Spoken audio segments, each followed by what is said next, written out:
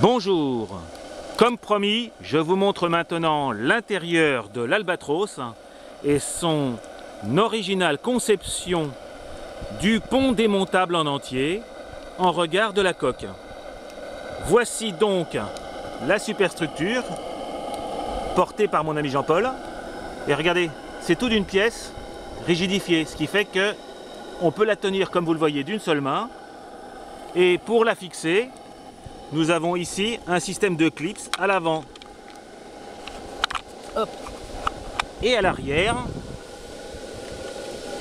qui nous permettent en un quart de tour de clipser sur des supports qui sont ici et devant.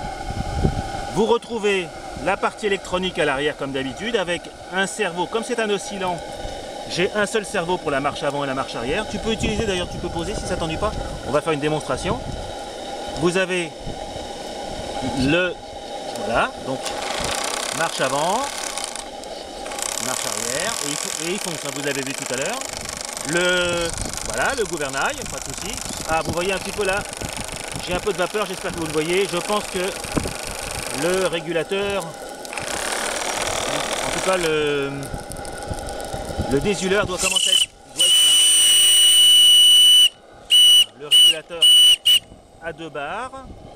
Vous reconnaissez le système allemand, régulateur d'étendeur, sur lequel nous avons ici le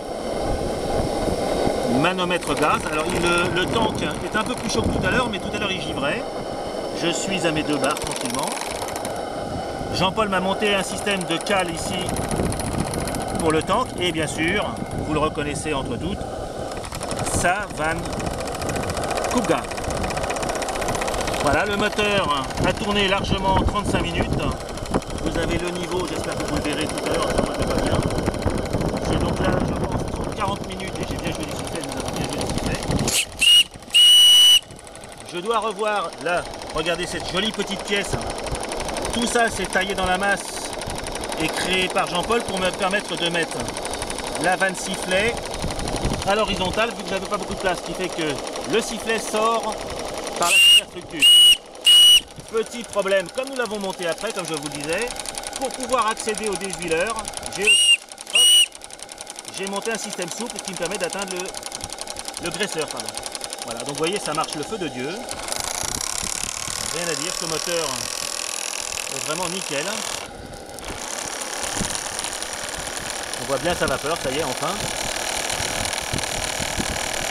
J'ai l'impression qu'il veut bien faire de la vapeur maintenant qu'on l'a posé sur le vent. Je vais en profiter aussi pour vous donner quelques détails de la superstructure, comme ça vous le voyez un peu plus près. Donc comme vous l'avez vu ici, le petit guindeau amovible.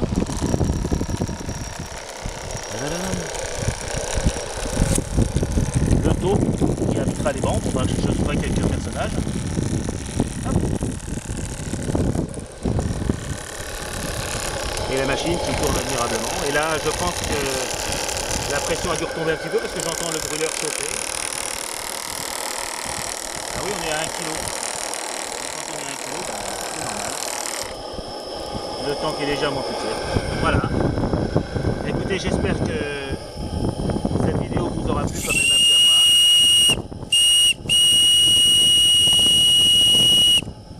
Au revoir les amis.